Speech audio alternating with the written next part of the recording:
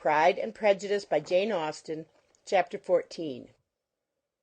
During dinner Mr. Bennet scarcely spoke at all, but when the servants were withdrawn he thought it time to have some conversation with his guest, and therefore started a subject in which he expected him to shine, by observing that he seemed very fortunate in his patroness.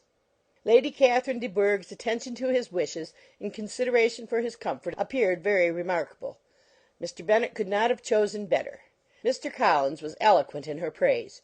The subject elevated him to more than usual solemnity of manner, and with the most important aspect he protested that he had never in his life witnessed such behaviour in a person of rank, such affability and condescension as he had himself experienced from Lady Catherine. She had been graciously pleased to approve of both of the discourses which he had already had the honour of preaching before her. She had also asked him twice to dine at Rosings, and had sent for him only the Saturday before, to make up the pool of quadrille in the evening. Lady Catherine was reckoned proud by many people he knew, but he had never seen anything but affability in her. She had always spoken to him as she would to any other gentleman. She made not the smallest objection to his joining in the society of the neighbourhood, nor to his leaving the parish occasionally for a week or two to visit his relations.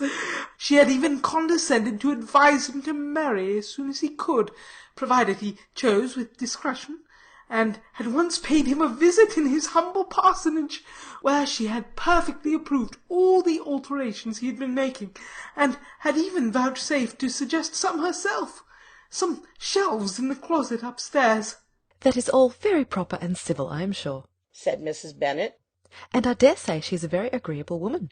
It is a pity that great ladies in general are not more like her. Does she live near you, sir?" "The garden in which stands my humble abode is separated only by a lane from Rosings Park, her ladyship's residence." "I think you said she was a widow, sir? Has she any family?" "She has only one daughter, the heiress of Rosings, and a very extensive property." "Ah," said Mrs. Bennet, shaking her head. "then she is better off than many girls. And what sort of a young lady is she? Is she handsome?" "She is a most charming young lady indeed. Lady Catherine herself says that, in point of true beauty, Miss de Bourgh is far superior to the handsomest of her sex, because there is that in her features which marks the young lady of distinguished birth. She is unfortunately of a sickly constitution, which has prevented her from making that progress in many accomplishments which she could not have otherwise failed of, as I am informed by the lady who superintended her education, and who still resides with them. But she is perfectly amiable, and often condescends to drive by my humble abode in her little phaeton and ponies."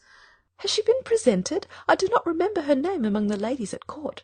"Her indifferent state of health unhappily prevents her being in town, and by that means, as I told Lady Catherine one day, has deprived the British court of its brightest ornaments.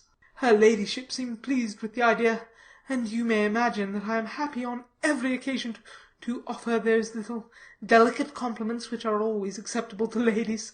I have more than once observed to Lady Catherine that her charming daughter seemed born to be a duchess, and that the most elevated rank, instead of giving her consequence, would be adorned by her.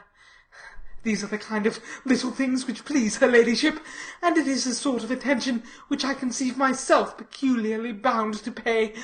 "You judge very properly," said Mr. Bennet. "and it is happy for you that you possess the talent of flattering with delicacy. May I ask whether these pleasing attentions proceed from the impulse of the moment, or are the result of previous study?" "They arise chiefly from what is passing at the time, and though I sometimes amuse myself with suggesting and arranging such little elegant compliments as may be adapted to ordinary occasions, I always wish to give them as unstudied an air as possible." Mr. Bennet's expectations were fully answered.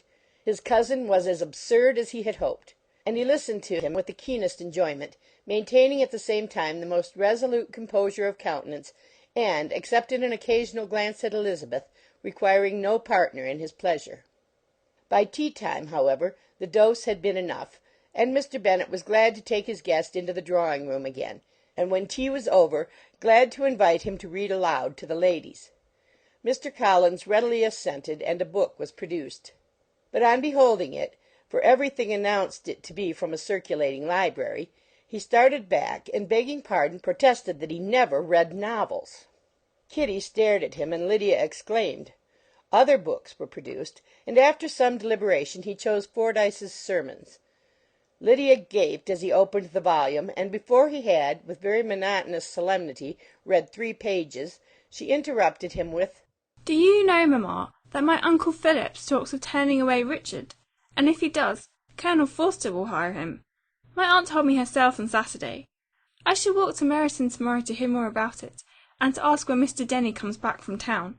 Lydia was bid by her 2 eldest sisters to hold her tongue, but Mr. Collins, much offended, laid aside his book and said, I have often observed how little young ladies are interested by books of a serious stamp, though written solely for their benefit. It amazes me, I confess, for certainly there can be nothing so advantageous to them as instruction. But I will no longer importune my young cousin. Then, turning to Mr. Bennet, he offered himself as his antagonist at backgammon. Mr. Bennet accepted the challenge, observing that he acted very wisely in leaving the girls to their own trifling amusements. Mrs. Bennet and her daughters apologized most civilly for Lydia's interruption, and promised that it should not occur again if he would resume his book. But Mr. Collins, after assuring them that he bore his young cousin no ill will, and should never resent her behaviour as any affront, seated himself at another table with Mr. Bennet, and prepared for backgammon. Chapter 14